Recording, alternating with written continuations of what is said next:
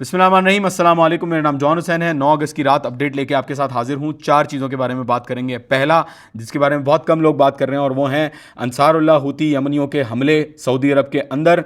जज़ान के अंदर जो अरामको की रिफाइनरी थी उसको दोबारा टारगेट किया गया है, आग वहाँ पर लगी हुई थी। साथ ही साथ दूसरे हमले भी हुए हैं। जुबैल इंडस्ट्रियल फैसिलिटी के ऊपर फॉर एग्जाम्पल हमला हुआ है गैस की तनसीबात पर। साथ ही साथ अलमुखा के अंदर जो प्रो सऊदी फोर्सेज हैं उनके साथ लड़ाई चल रही है। ये सब हो रहा है तब जब सऊदी अरब, तुर्की और पाकिस्तान ने एक कलेक्टिव दिफाई मुआहिदा जो है वो अनाउंस किया। क्या होगा उस मुआहिदे का, इसके क्या इंप्लीकेशंस हैं, वो ज़रा डिस्कस करेंगे। दूसरा, हम बात करेंगे यूएस और ईरान की। डोनाल्ड ट्रंप के पास ऑप्शंस बहुत कम रह गए हैं और वॉल स्ट्रीट जर्नल की एक बहुत इंपॉर्टेंट रिपोर्ट आई है ट्रंप के एस्केप के हवाले से, जिसको हम डिस्कस करेंगे। तीसरा, हम डिस्कस करेंगे आयतुल्लाह मुश्तबा खामनाई के हवाले से एक बहुत इंपॉर्टेंट अपडेट आई है, वो मैं आपके साथ शेयर करूंगा। चौथा, हम बात करेंगे रशिया की। रशिया एक बहुत इंपॉर्टेंट प्लेयर के तौर पर सामने नजर आ रहा है। कुछ चीज़ें रशिया ने ऐसी की हैं जो शायद बहुत कम लोगों ने नोटिस की हैं, लेकिन आज हम उनको अपने व्लॉग के अंदर कवर करेंगे। पहले अगर बात करें यमनी अंसारुल्लाह हूतियों के जो अटैक्स हैं सऊदी अरब के अंदर, वो कब हुए, क्यों हुए, इसकी क्या बैकग्राउंड है। देखिए, यमन और सऊदी अरब का जो मामला है वो 2015 से चलता हुआ आ रहा है, जब सऊदी अरब ने एक कोalition बना के यमन के अंदर हमला किया। क्योंकि अंसारुल्लाह हूती जो थे उन्होंने सऊदी बैक्ड जो हुकूमत थी उसको वहाँ से भगाया अरब स्प्रिंग के दौरान, और सऊदी अरब ने उस वक्त एक बॉम्बिंग कैंपेन की, साथ ही साथ एक ब्लॉकेड लगाया, सीज लगाई, बंदिश लगाई कि कोई भी चीज़ अंदर नहीं जा सकती, कोई भी चीज़ बाहर नहीं आ सकती वहाँ से। पहले मैं बता चुका हूँ कि 85,000 बच्चे according to the Save the Children Foundation वहाँ पे भूख से जो है वो उनकी जानें गई हैं। साथ ही साथ 3,45,000 से ज़ायद लोग वहाँ पे शहीद हुए, उनकी जानें गई हैं। सऊदी अरब के बॉम्बिंग कैंपेन ने हत्ता के फूड सप्लाईज तक को टारगेट किया, और मतलब आपके सामने ये फैमिन की रिपोर्ट देख लें। यूनाइटेड नेशंस ने कबूल किया इस बात को कि वहाँ पे कहत जो है वो शिद्दत इतनी बढ़ गई थी ब्लॉकेड की कि कहत आ गया था वहाँ पे। और बाकायदा यूनाइटेड नेशंस की रिपोर्ट्स कहती हैं कि जो कश्तियाँ खाना लेके पहुँच रही थी यमन में, क्योंकि यमन का जो खाना है वो 80% बाहर से आता है, तो उस खाने तक को नहीं पहुँचने दिया गया सऊदी अरब की तरफ से, उन्होंने ब्लॉक कर दिया उनको। तो अभी फाइनली जो रीइग्नाइट हुआ कॉन्फ्लिक्ट वो तब हुआ जब सऊदी अरब ने सना के एयरपोर्ट के ऊपर हमला किया, जब यमनी अंसारुल्लाह जो है वो वापस आ रहे थे ईरान से तशिए जनाजा से। और इसके बाद सिलसिला जो है वो अप एंड डाउन चलता रहा। सऊदी अरब ने अटैक किया वहाँ पे, यमनी अंसारुल्लाह हूतियों ने रिस्पॉन्ड ख़तरनाक तरीके से किया। जज़ान को और यम्बू को पहले भी वो हिट कर चुके थे। फिर बाद में सऊदी अरब ने ड्रोन्स भेजे वहाँ पे, हमें पता है कि उन ड्रोन्स को जो है वो गिराया गया यमनियों की तरफ से। और फाइनली अब दोबारा जो मुआहिदा हुआ पाकिस्तान, तुर्किया और सऊदीया का, इस मुआहिदे के अंदर एक्सपेक्टेशन ये थी कि शायद ये मुआहिदा, पहले नज़र ये आ रहा था कि शायद ये मुआहिदा जो है वो एक कलेक्टिव डिफेंस में, प्रैक्टिकलिटी में, अटैक की सूरत में भी जो है वो इम्प्लीमेंट हो सकता है। लेकिन अब यही नज़र आ रहा है कि जिस तरीके से पहले मुआहिदे होते रहे हैं कि वो एक डिफेंसिव और एक पॉलिटिकल सिग्नलिंग और पॉस्चरिंग के हवाले से वो एग्जिस्ट करते हैं, तो उसी तरीके से ये मुआहिदा भी प्रैक्टिकली इम्प्लीमेंट नहीं हो पा रहा। और अच्छी बात है, पाकिस्तान और तुर्किया जो हैं वो बिला वजह मुझे नहीं लगता कि चाहेंगे कि सऊदी अरब के खुद क्रिएट किए हुए इशूज़ के अंदर वो अपने आप को धकेल दें, क्योंकि अभी भी जो हमला हुआ है उसमें यमनी अंसारुल्लाह हूतियों का ये कहना है कि जी सऊदी अरब ने जहाज़ भेजे वहाँ पे स्ट्राइक्स करने के लिए, और जैसे ही उन जहाज़ की इंकर्जन हुई तो इन्होंने जो है वो रिटेलिएट करके हमला कर दिया सऊदी अरब के अंदर। हमें पता है कि यमनी अंसारुल्लाह के पास खोने को कुछ नहीं है, वो बैटल हार्डन्ड हैं पहले भी, और पहले भी हमें नज़र आ चुका है कि जब जब वहाँ पे सऊदी की तरफ से कुछ होता है तो वो रिटेलिएशन में बहुत ख़तरनाक जवाबी कार्रवाई करते हैं। तो अभी भी जब सऊदीया की जहाज़ यहाँ पे आ रहे थे अटैक करने के लिए, ड्रोन्स जब आ रहे थे अटैक करने के लिए, तो यहाँ पे उन्होंने जवाबी कार्रवाई में अरामको की रिफाइनरी को, जिज़ान के अंदर जो रिफाइनरी है उसको हिट किया ड्रोन के साथ। और कहना यह है, यमनी आर्म फोर्सेस जो अंसारुल्लाह हूती की हैं उनका कहना यह है कि ये स्ट्राइक प्रिसाइज थी, हमें धुआं और हमें जो इसका आउटफॉल है वो नज़र आ रहा है। साथ ही साथ हमला एक और हुआ सऊदी अरब के अंदर। ये हमला कहाँ हुआ? ये हमला हुआ जुबैल इंडस्ट्रियल सिटी के अंदर। ये गैस की स्टेशन के ऊपर ये हमला हुआ है, वहाँ पे भी हमें आग लगी हुई नज़र आई। और ये हमला ऑल्दो यमनी अंसारुल्लाह ने कबूल नहीं किया है, लेकिन कहा जा रहा है कि इराकी फोर्सेस इसके अंदर मुलविस हैं, ऑल्दो उनकी तरफ से कोई कॉन्फर्मेशन नहीं आ सकी है। फिर हमें नजर आया कि प्रो सऊदी फोर्सेस जो हैं अलमुखा के अंदर, उनके साथ एक शदीद जो है वो लड़ाई अंसारुल्लाह हूतियों ने की, और वहाँ पे कहा जा रहा है कि 7 लोग जो हैं वो मारे गए हैं और 35 जो हैं वो इंजर हुए हैं। उसके मतलब आपके सामने नज़र आ रहा होगा उसके विजुअल्स। उसके साथ साथ यमनियों ने एक बैलिस्टिक मिसाइल लॉन्च की Saudi backed governor of Hodeidah के ऊपर, और उनके घर के ऊपर लॉन्च की, और वो जो है वो सर्वाइव कर गए इस अटैक में। लेकिन बहरहाल बहुत ही ख़तरनाक एक हमला था। इसमें इम्प्लीकेशंस क्या हैं दिफाई मुआहदे के ऊपर? देखें, दिफाई मुआहदा अब एक्सप्लेनेशन आना शुरू हो गई हैं। इसाकदार साहब ने भी एक्सप्लेनेशन की कि एक डिफेंस पैक्ट है। पहले ही हाकान फिदान जो तुर्की के फॉरेन मिनिस्टर थे उन्होंने कह दिया था कि ना ये ईरान के खिलाफ है ना ये इसराइल के खिलाफ है मुआहदा। तो किसके खिलाफ है कुछ समझ में इस वक्त नहीं आ रहा, सिचुएशन इस वक्त क्लियर नहीं हो रही कि एग्जैक्टली इसके टर्म्स क्या हैं, कंडीशंस क्या हैं। बहरहाल कहा यह जा रहा है कि दूसरे ममालिक को भी दावत दी जाती है कि वो आएँ इस मुआहदे के अंदर। अच्छा, कुछ लोगों का सवाल था कि इजिप्ट बड़ा करीब था इस ट्रीटी में आने के लिए, और फिर क्यों इजिप्ट जो है वो इस ट्रीटी का हिस्सा नहीं है, इजिप्ट को क्यों बाहर रखा या इजिप्ट क्यों चला गया? देखिए, इसका रीज़न जो मुझे समझ में आता है वो नज़र आता है 1979 की इजराइल और इजिप्ट की जो पीस ट्रीटी है वो। आपको पता है कि 1979 से पहले इजराइल और इजिप्ट जो है वो दुश्मन थे, लेकिन 1979 में उन दोनों की डील हुई और उस डील के अंदर इजिप्ट ने रिकग्नाइज़ किया इजराइल को, उन दोनों की दोस्ती हो गई। और अभी जो डील है उसका मैं आपके सामने दिखा देता हूँ। आर्टिकल 6 क्लॉज नंबर 4 उस डील का ये कहता है कि the parties undertake not to enter into any obligation in conflict with this treaty. मतलब दोनों पार्टीज कोई भी ऐसी ट्रीटी नहीं करेंगे जो इस ट्रीटी की खिलाफ वर्जी में काउंट हो या इसके खिलाफ जाए। अब अगर इजिप्ट आ जाता है पाकिस्तान, तुर्की और सऊदी अरब के साथ एक ट्रीटी में, तो ये मसला क्या क्रिएट कर देगा? ये कॉन्फ्लिक्ट क्रिएट कर देगा या मसला क्रिएट कर देगा इजराइल के साथ। और जाहिर सी बात है, जब इजराइल और इजिप्ट का मसला हो जाएगा इस ट्रीटी में आने के बाद, और अगर इजिप्ट जो है वो मेंबर है पाकिस्तान, तुर्की और सऊदी के डिफेंस अलायंस का, तो इसका मतलब ये होगा कि फिर सऊदी अरब, पाकिस्तान और तुर्किया को इंगेज करना पड़ेगा इजराइल के साथ, क्योंकि फिर इजराइल के लिए ये ट्रीटी जो है वो थ्रेटनिंग हो जाएगी, क्योंकि इजिप्ट जो है वो बिल्कुल बराबर में है इजराइल के।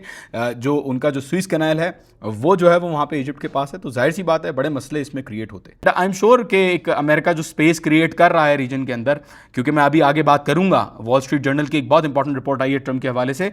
अभी जो स्पेस क्रिएट होने वाला है उसके अंदर एक ऑल्टरनेटिव सिक्योरिटी पैराडाइम जो है वो क्रिएट होने वाला है। अमेरिका की मर्जी से ही तय पाया है फिलहाल ये जो डिफेंस फायदा हुआ है, लेकिन आगे जाके लॉन्ग टर्म में अमेरिका को ये भी समझ में आ रहा है कि जी हम क्यों वहाँ पे नुकसान खाएं, बेहतर है कि कोई वहाँ पे बैठा हुआ हो और हमें जो है वो फिर एक्सक्यूज़ ना मिले किसी को हिट करने का। तो बहरहाल प्रैक्टिकल टर्म्स में जब आप कहते हैं कि रीजनल मसाइल को हल करने के लिए एक रीजनल ब्लॉक बनाना है, तो सबसे पहली इंस्टिंक्ट ये होती है, फितरत ये होती है इंसान की कि वो सोचे कि रीजनल इश्यूज़ जो हो रहे हैं वो कहाँ पे हो रहे हैं। रीजनल मसाइल जो हो रहे हैं वो सारे मसाइल लबनान, ईरान, इराक, यमन, फ़लस्तीन, इन सारी जगहों पे हो रहे हैं। तो रीजनल ब्लॉक अगर आप बना रहे हैं और इन कंट्रीज़ को ही शामिल नहीं किया हुआ उस ब्लॉक में, तो जाहिर सी बात है एक बड़ा सवालिया निशान पैदा होता है कि फिर किस तरीके से रीजनल मसाइल जो हैं वो हल हो सकते हैं। तो पॉलिटिकल पॉस्चरिंग ज़रूर है, प्रैक्टिकल बेनिफिट्स डिफेंस कोऑपरेशन के टर्म्स में ज़रूर है, लेकिन प्रैक्टिकली स्पीकिंग जब कॉन्फ्लिक्टिंग इंटरेस्ट होते हैं, सऊदी अरब, तुर्की और पाकिस्तान के कॉन्फ्लिक्टिंग इंटरेस्ट हैं, उन कॉन्फ्लिक्टिंग इंटरेस्ट में आप ये एक्सपेक्ट नहीं कर सकते कि पाकिस्तान जो है वो फॉर एग्जांपल सऊदीया के कहने पे यमन के अंदर आ जाएगा तुर्की के साथ, या फॉर एग्जांपल सऊदी अरब जो है वो इंडिया के अंदर आ जाएगा जहां उसका 30 लाख लेबर भी काम कर रहा है अपने मुल्क में और साथ ही साथ उसकी अरबों डॉलर की इन्वेस्टमेंट्स हैं। और आप ये भी एक्सपेक्ट नहीं कर सकते कि कोई जो है वो अपने इंटरेस्ट को कुर्बान करेगा आपके लिए। तो ख्याल में ये बहुत अच्छा है। प्रैक्टिकली आगे अगर दूसरे ममालिक इसमें आते हैं तो बहुत अच्छी बात है, लेकिन फिलहाल नज़र ऐसा आ रहा है, जब तक अटैक्स नहीं होते रिटेलिएशन में, तो नज़र ऐसे ही आ रहा है कि प्रैक्टिकली स्पीकिंग इस मुआहदे के अंदर उतनी जान नहीं है जिस तरीके की जान हमें नज़र आई थी जब ये मुआहदा पहले हुआ था। एंड राइटली सो, किसी को भी आई थिंक एस्केलेट नहीं करना चाहिए इन्वॉल्व होकर सऊदी अरब के अपने इशूज़ में या किसी और के अपने इशूज़ में, अगर वो जंग खुद स्टार्ट करें।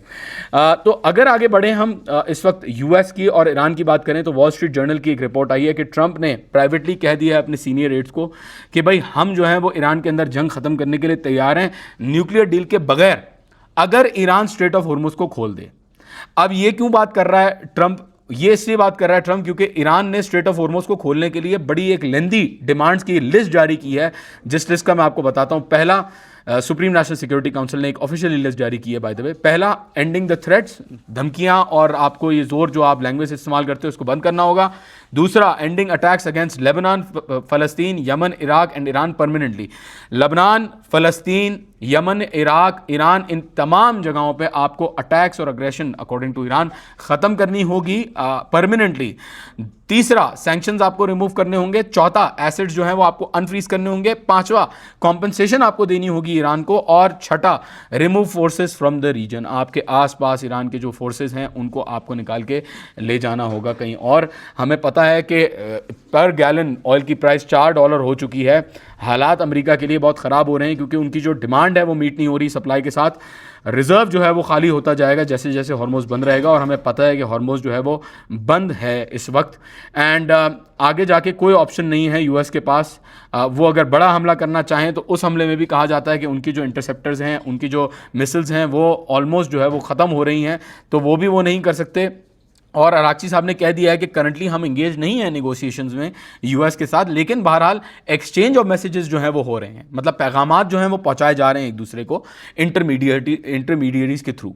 अब यहाँ पे हो सकता है कि आगे जाके, और अराक्ची साहब ने क्लियरली कहा है कि आगे जाके अगर यूनाइटेड स्टेट्स ये सारी कंडीशंस को मान लेता है, जिन कंडीशंस को मैंने आपको बताया, और कॉम्पनसेट कर देता है ईरान को, तो ऑब्वियसली ईरान जो है, Iran can resume the negotiations. ऐसा हो सकता है अगर यूएस जो है वो अपनी सारी जो जितनी भी कंडीशंस हैं वो पूरी कर लेता है। तो अब इसके अंदर आगे देखना ये है कि यूनाइटेड स्टेट्स की जो स्ट्रेटेजिक टेम्परेंस है, या उसका जो पेशेंस है, उसका जो सब्र है वो कितना है, क्योंकि मिड टर्म इलेक्शंस भी सामने नज़र आ रहे हैं हमें होते हुए। अब उसके ऊपर कुछ लोग कहते हैं कि नहीं जी, मिड टर्म इलेक्शंस पे कोई इंपैक्ट नहीं पड़ेगा एज सच, क्योंकि वो सिस्टम दूसरी तरीके से काम करता है, उसके बारे में बात करना मुनासिब नहीं होगा यहाँ पे, लेकिन सिस्टम जो है वो दूसरी तरीके से काम करता है। और वहाँ पे हमें पता है कि प्रो पैलेस्टाइन जो कैंडिडेट्स हैं, अल सैयद फॉर एग्जांपल जो है वो जीत रहे हैं इस वक्त जो प्राइमरीज हो रहे हैं उसमें, और एक रिपब्लिकन पार्टी को ख़तरा ज़रूर महसूस हो रहा है कि ये जो पूरा इशू बना हुआ है, इसराइल की बुनियाद पे जंग करने का जो मसला बना हुआ है, उसके ऊपर जो है वो लोगों के अंदर अवेयरनेस बहुत ज़्यादा बढ़ गई है।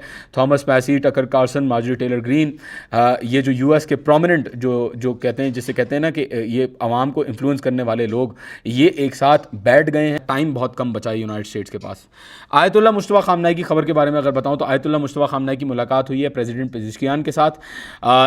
3rd ईयर प्रेसिडेंट पेजिशकियान की प्रेसिडेंसी का जो है वो कंप्लीट हुआ, और इसी में मिलिट्री, फाइनेंशियल और एनर्जी की डेवलपमेंट जो है उसके ऊपर बात की है आयतुल्ला मुस्तफा खामनाई ने। और हमें पता है कि पहले ऐसा बयान आ चुका है पेजिशकियान साहब की तरफ से कि जी आयतुल्ला मुस्तफा खामनाई का बहुत मुश्किल हो रहा है उनसे मिलना, या किसी को नहीं पता, या तो जाहिर है उनको थोड़ा सा रिलैक्स करने के लिए, और मीडिया में कंट्रोवर्सी फैल गई थी, उसको भी रिजॉल्व करने के लिए आई थिंक ये मुलाकात हुई। और कहा यह जा रहा है, बड़ी स्पेशल अनाउंसमेंट है, कहा यह जा रहा है कि आयतुल्ला मुस्तफा खामनाई की नई फुटेजेस जो हैं वो रिलीज़ होंगी, जिसके अंदर वो लीडरान के साथ, कमांडर्स के साथ जो है वो नज़र आएंगे। ये बात ब्रिगेडियर जनरल कासिम कुरैशी जो डिप्टी कोऑर्डिनेटर है रेजिस्टेंस फोर्स के वहाँ पे, उन्होंने कही है। अब अगर बात करते हैं चौथे इशू की, रशिया के बारे में। रशिया एक बहुत इंपॉर्टेंट प्लेयर इस वक्त जो है वो आगे आ रहा है। कैसे आ रहा है, इसकी कुछ वजूहत हैं। पहली चीज़ तो ये है कि रशिया ने अभी अभी मुआहदा किया है सीरिया के साथ, एक मेमोरेंडम ऑफ अंडरस्टैंडिंग हुआ है जिसके अंदर सीरिया के अंदर जो 2 बेसिस थे रशियन, टार्टूस और हमेम, इन 2 बेसिस के ऊपर डील हो गई है कि जॉइंट ट्रेनिंग सेंटर्स जो हैं वो बनाए जाएंगे। तो रशिया जो है वो एग्जैक्टली उसका इन्फ्लुएंस एग्जिट नहीं हो रहा सीरिया से जैसा पहले एक्सपेक्टेड था। और अभी एक रशियन न्यूक्लियर पावर्ड सबमरीन नज़र आई है, स्पॉट हुई है कैशम आइलैंड के पास। तो एक पावर प्रोजेक्शन भी रशिया कर रहा है कि फॉर एग्जाम्पल हम यहाँ पे मौजूद हैं ईरान के लिए। और यहाँ पे पता है कि ईरान के अंदर जो डेवलपमेंट्स हो रही हैं साथ ही साथ वो भी रशिया की जो कोलैबोरेशन है उसको और ज़्यादा दिखा रही हैं। फॉर एग्जांपल ईरान की जो न्यूक्लियर एनर्जी ऑर्गेनाइजेशन है उसने अनाउंस कर दिया है कि जो बुशहर का प्लांट है उसके ऊपर काम दोबारा शुरू हो गया है। एक्सपर्ट्स जो है उस पर रिज्यूम हो गए हैं, वापस आ गए हैं, और 5 जो हैं उन्होंने अपना काम दोबारा स्टार्ट कर दिया, 5 एक्सपर्ट्स ने। और रशिया के ही कोलैबोरेशन के साथ ये काम हो रहा है। रशिया के न्यूक्लियर एनर्जी कॉर्पोरेशन के जो सीईओ हैं उन्होंने ये बयान दिया है कि we will continue building the 2nd and 3rd units of the Bushehr plant. तो रशिया जो है वो इस पूरे ईरान के पूरे मामले को, उनकी जो फाइट है अगेंस्ट द यूनाइटेड स्टेट्स, उसको देखते हुए, ईरान की आई थिंक एसिमेट्रिक वॉरफेयर की कैपेबिलिटीज़ को देखते हुए इस चीज़ को आगे बढ़ा रहा है अपने स्ट्रेटेजिक एडवांटेज को मेंटेन करने के लिए, कि वो वहाँ पे अपनी पावर को बरकरार दिखा रहा है कि मैं यहाँ पे हूँ। तो यूनाइटेड स्टेट्स को एक सिग्नलिंग जो है वो मिल रही है। आगे क्या होता है, मामला किस तरफ जाता है, we don't know for sure, लेकिन ये बात ज़रूर मालूम है कि ईरान को अब अपनी डिमांड्स मीट कराने के लिए हर क्लॉज के ऊपर मेरा ख्याल ये है कि लड़ाई करनी पड़ेगी यूनाइटेड स्टेट्स के साथ। जैसा कि हॉर्मोज के ऊपर अभी लड़ाई चल रही है, तो कॉम्पनसेशन के ऊपर अलग लड़ाई होगी, सैंक्शंस के ऊपर अलग लड़ाई होगी, लेबनान के ऊपर अलग लड़ाई होगी। तो मुझे लग रहा है कि ये पीस बाय पीस जो है वो लड़ाई का सिलसिला चलता रहेगा। कलेक्टिवली एक अम्ब्रेला के अंडर सॉल्व हो सकता है या नहीं हो सकता, वी डोंट नो, क्योंकि यूनाइटेड स्टेट्स जो है वो इस वक्त फंस तो चुका है, लेकिन एट द सेम टाइम वो ये नहीं दिखाना चाहता कि वो ईरान से हार चुका है, जबकि पूरी दुनिया जो है वो ट्रंप बार बार बोलता रहता है कि फेक मीडिया, और अब तो अपने जो ट्रूथ सोशल है उसके ऊपर वो खुद से आर्टिकल्स जो है वो पोस्ट भी कर रहा होता है कि देखो एक मीडिया ऑर्गेनाइजेशन ने लगा दिया कि ट्रंप जो है वो जीत चुका है ईरान वॉर। तो बात सारी ये है कि उनके पास बिल्कुल भी स्टैमिना नहीं है इस वक्त बर्दाश्त करने का। वो कह रहे हैं कि जी अल्लाह का वास्ता स्ट्रेट ऑफ हॉर्मुज़ आप खोल दो, हम जंग ख़त्म कर देते हैं, सारी चीज़ें ख़त्म हो जाएंगी, अल्लाह अल्लाह खैर सकता। लेकिन ईरान कह रहा है नहीं, ऐसा नहीं होगा, आपको ये कंडीशंस मीट करानी होगी अगर आपको यहाँ से वापस जाना है तो देखते हैं इंशाल्लाह कोई और अपडेट आएगी तो आपसे बात करेंगे। खुदा हाफिज़।